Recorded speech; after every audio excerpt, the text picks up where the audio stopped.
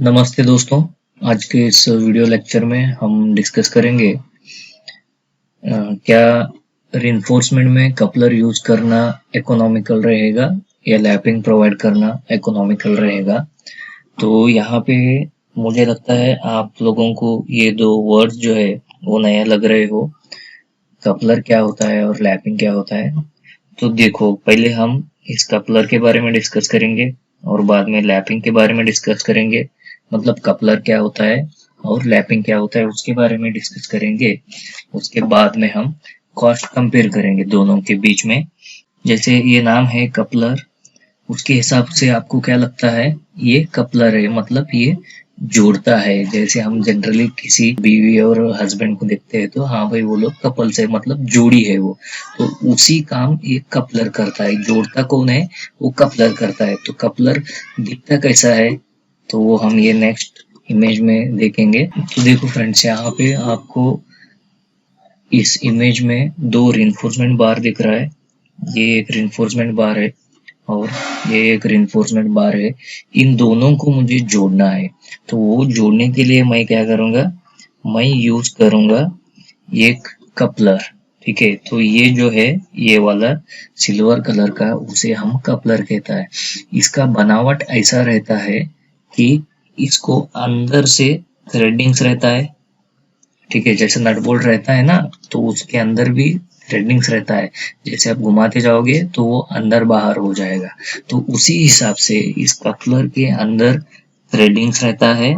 और हमें जब दो सरिया जोड़ना है तो इस सरियों के ऊपर भी हमें थ्रेडिंग्स करना पड़ता है।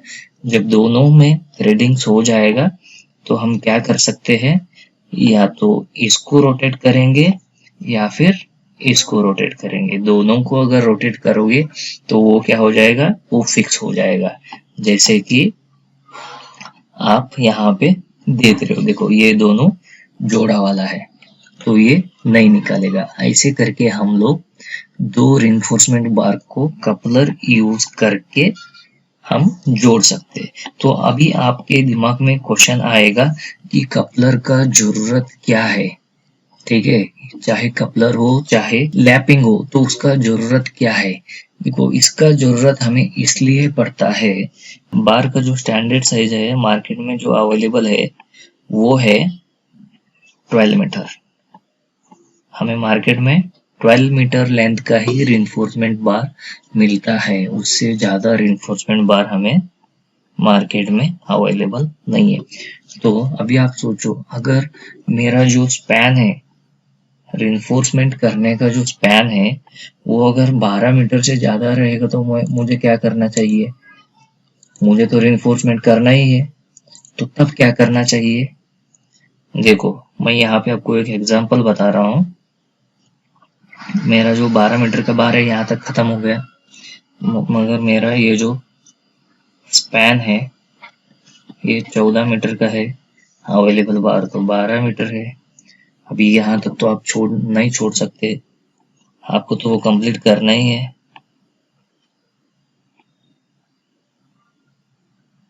तो वो कंप्लीट करने के लिए आप क्या करोगे, आप लोग दूसरा एक सरिया का टुकड़ा लगाओगे यहाँ पे। ठीक है, देखो यहाँ पे मैंने दूसरा एक 2 मीटर का सरिया लगा दिया। तो ये टोटल कितना हो गया, 12 प्लस 2 टोटल 14 मीटर का सरिया का टुकड़ा आपने लगा दिया। ये दोनों के बीच में तो किसी प्रकार का जोड़ा हुआ नहीं है ये दोनों बार्स। तो वो जोड़ने के लिए आपको क्या करना पड़ेगा, तो इस कंडीशन में आता है हमारा ये कपलर। इन दोनों बार्स को जोड़ने के लिए इसको और इसको मैं यूज करता हूँ ये कपलर। और ये कपलर का बनावट कैसा रहेगा, इस कपलर में अंदर से थ्रेडिंग्स रहता है और ये बार और ये बार दोनों में, दोनों के इस एंड में भी थ्रेडिंग्स रहता है। तो मैं क्या करूंगा, ये कपलर घुमाऊंगा और दोनों बार्स को जोड़ूंगा। तो इस तरीके से हम लोग कपलर रिइंफोर्समेंट में यूज करते हैं। नेक्स्ट आता है क्वेश्चन, तो लैपिंग क्या है। तो देखो फ्रेंड्स, यहाँ पे मैं लैपिंग के बारे में भी डिस्कस करने वाला हूँ। तो कपलर का कुछ फोटोज भी है मेरे पास जो हम एक्चुअल साइट में यूज करते हैं। यहाँ पे देखिए ये मेरा रिइंफोर्समेंट बार है, तो यहाँ पे आपको थ्रेडिंग्स दिखेगा, बार के ऊपर थ्रेडिंग्स किया है, और यहाँ पे भी देखो थ्रेडिंग्स किया है। तो इसी तरह हमको थ्रेडिंग्स करना पड़ता है बार के ऊपर। तो ये हमारा साइड का पिक्चर है जहाँ पे आप देख सकते हो ये बार है, यहाँ से यहाँ तक जा रहा है, यहाँ पे कपलर यूज किया है, यहाँ से एक बार आ रहा है, यहाँ से एक बार आ रहा है, बीच में कपलर यूज किया है। तो इसी तरह कहीं जगह पे हम लोग कपलर यूज करते हैं। कपलर कब यूज कर सकते हैं? जब मेरा जो स्पैन है, स्पैन अगर 12 मीटर से ऊपर जा रहा है तो मुझे वही बार एक्सटेंड करके लेके जाने के लिए कपलर यूज करना नेसेसरी होता है। तो मुझे कपलर यूज करना पड़ेगा या फिर लैपिंग देना पड़ेगा। यहाँ पे भी देखिए कपलर यूज किया है। नेक्स्ट यहाँ पे भी देखो, ये सारे जो भी है रियल हमारे साइड के पिक्चर्स है। वो आप लोगों को समझ में आया होगा कपलर क्यों प्रोवाइड करना चाहिए और कपलर को प्रोवाइड करने के लिए हमें क्या क्या लगता है।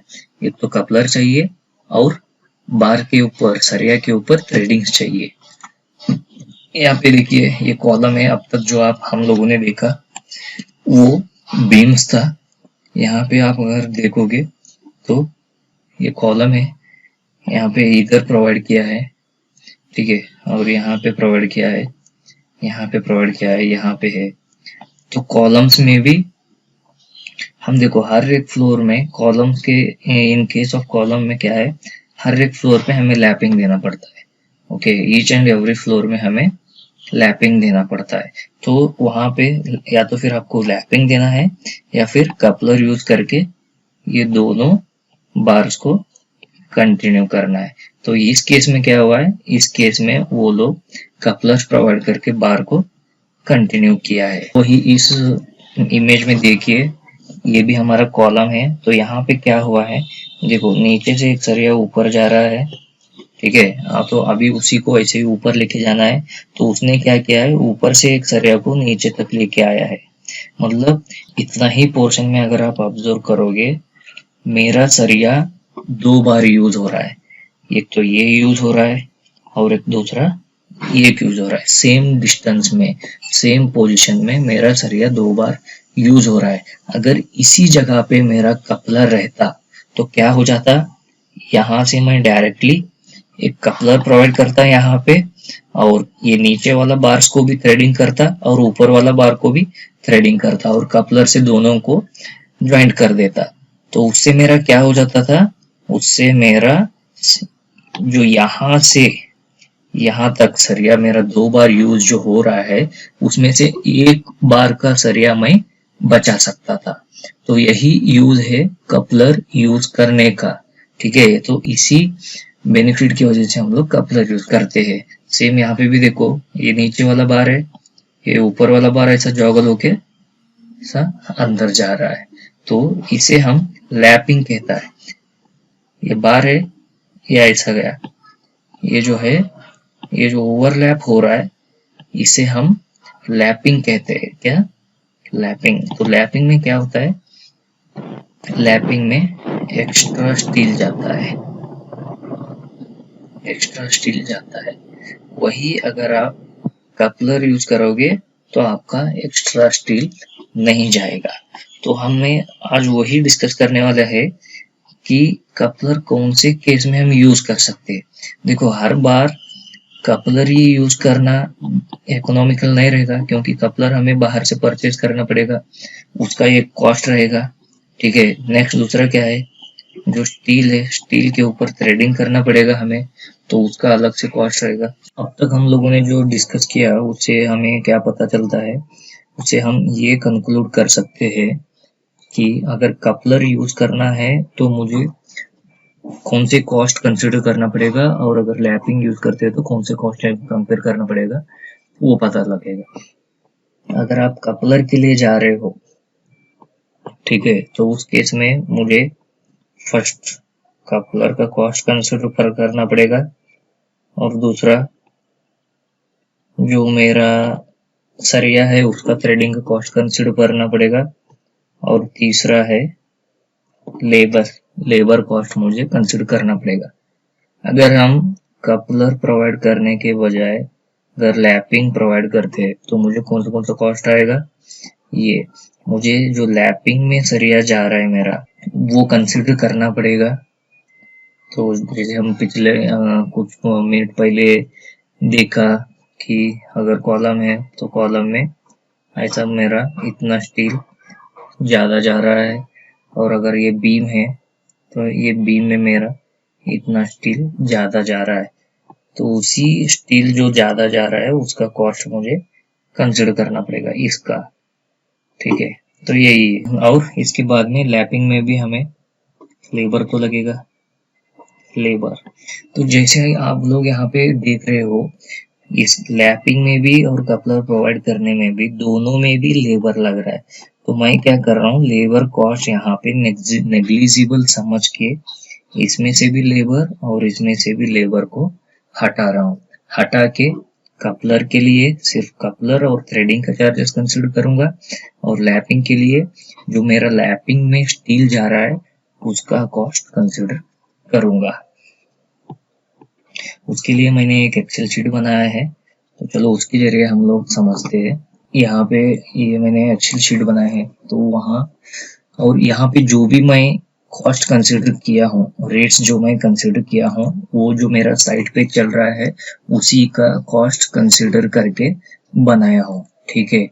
तो देखो यहाँ पे मैं 16 mm to 32 mm bars consider किया हूँ, क्योंकि वही डाया का कपलर्स हम लोग साइड पे यूज करते हैं। तो जैसे मैंने अभी बताया आपको, मैं इसमें मेनली दो चीजों का कॉस्ट कंसिडर करने वाला हूँ, एक तो कपलर का और जो हम जो सरिया के ऊपर थ्रेडिंग करते हैं उसका रेट।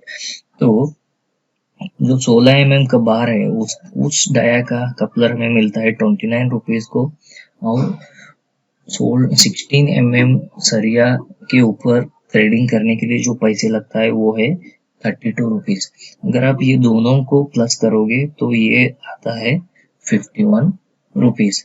तो 16 mm के डाया बार के लिए अगर मैं कपलर यूज करता हूँ तो मुझे एक सरिया को कंटिन्यू करने के लिए, कंटिन्यूएशन रखने के लिए कॉस्ट आएगा 51 रुपीज। वही अगर 20 mm का यूज करूंगा तो कॉस्ट आएगा 69 रुपीज। 25 mm के लिए कॉस्ट आएगा 96 रुपीज।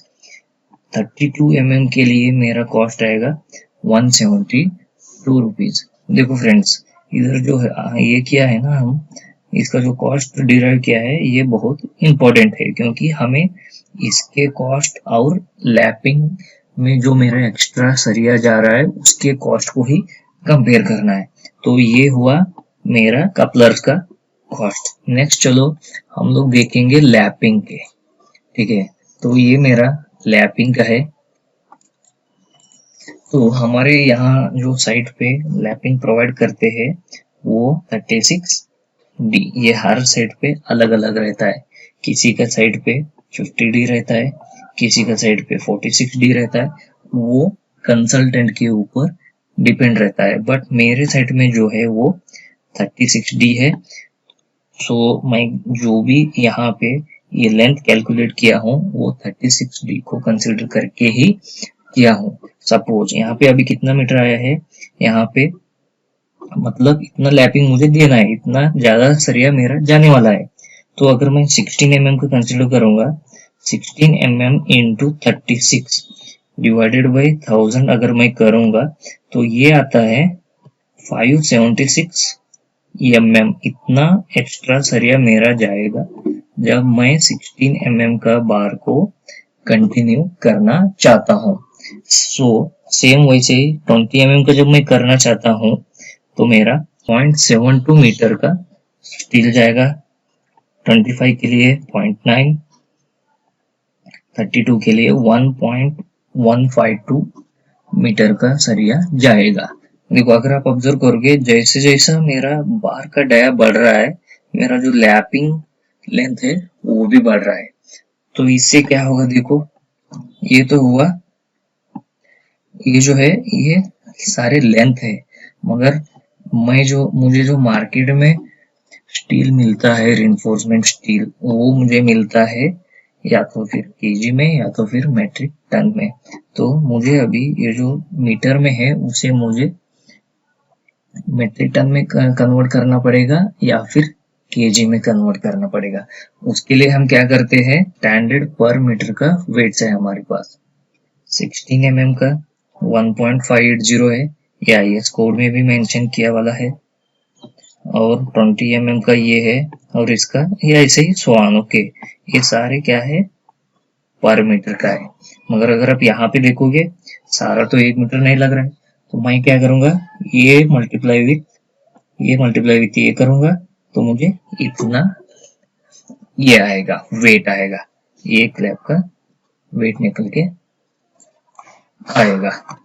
इसी तरह सारा डाया का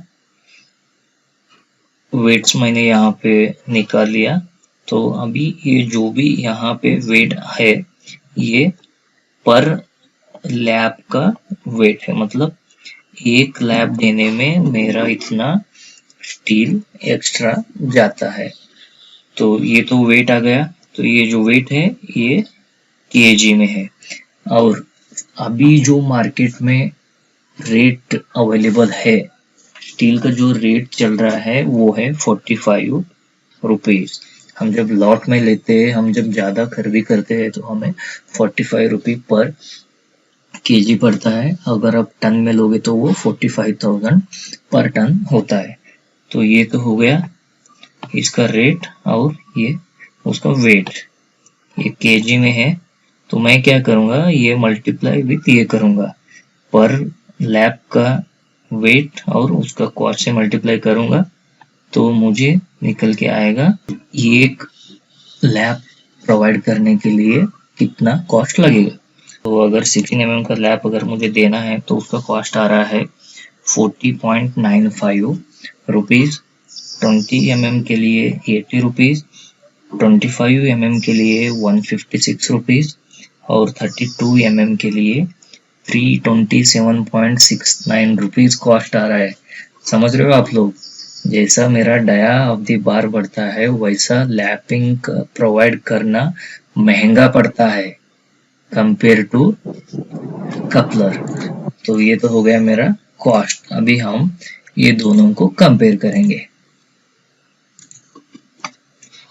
यहाँ पे ये जो भी है ये मेरा कपलर का कॉस्ट है रेस्पेक्टिव डाया के लिए, और ये लैपिंग का कॉस्ट है रेस्पेक्टिव डाया के लिए। डिफरेंस इन अमाउंट अगर हम कंपेयर निकालेंगे तो 16 mm का कपलर कॉस्ट पड़ता है 51 रुपीज। वही अगर आप लैब प्रोवाइड करोगे तो 41 रुपीज। तो इस केस में कौन सा सस्ता पड़ेगा, इस केस में मुझे लैपिंग प्रोवाइड करना बिल्कुल इकोनॉमिकल होगा। तो अगर मेरे साइड में 16 mm का रिइंफोर्समेंट स्टील है तो वहां पे मैं क्या करूंगा, वहां पे मैं लैपिंग प्रोवाइड करूंगा, ना कि कपलर, क्योंकि कपलर यूज करना मुझे महंगा पड़ता है। नेक्स्ट चलो अभी 20 mm में देखते हैं। 20 mm में अगर आप कपलर प्रोवाइड करोगे तो 69 रुपीज लगता है। अगर वही लैपिंग प्रोवाइड करेंगे तो वो उसका कॉस्ट होगा 80 रुपीज। तो 20 mm के केस में हमें कपलर प्रोवाइड करना इकोनॉमिकल रहेगा कंपेयर टू लैपिंग। सेम वैसे ही 25 mm में ये करते हैं तो लैपिंग का कॉस्ट 156 रुपीज हो रहा है, कपलर प्रोवाइड करना हमें 96 रुपये हो रहा है। 32 में अगर आप 32 mm केस में देखोगे तो लैपिंग प्रोवाइड करना 327 mm हो रहा है, और कपलर प्रोवाइड करना 172 रुपीज हो रहा है। तो इससे हम ये कंक्लूड कर सकते हैं कि up to 16 mm dia coupler economical नहीं रहेगा। अप टू 16 mm डाया हमें क्या करना पड़ेगा, हमें लैपिंग ही प्रोवाइड करना है। और अबो 16 mm डाया हम लैपिंग नहीं कपलर प्रोवाइड करेंगे, तो हमारा जो कंस्ट्रक्शन कॉस्ट है वो कम होगा। धन्यवाद दोस्तों, यहीं पे मैं ये वीडियो समाप्त कर रहा हूँ। अगर किसी को किसी तरह का डाउट है तो आप मुझे सीधा कांटेक्ट कर सकते हैं। मेरे व्हाट्सएप नंबर डिस्क्रिप्शन में दिया हुआ है। और अगर वीडियो से आपका कुछ नॉलेज बढ़ा है तो बिल्कुल लाइक कीजिए और अपने दोस्तों के साथ भी शेयर कीजिए। उससे हमें प्रोत्साहन मिलता है कि ऐसे वीडियो बार बार बनाएं।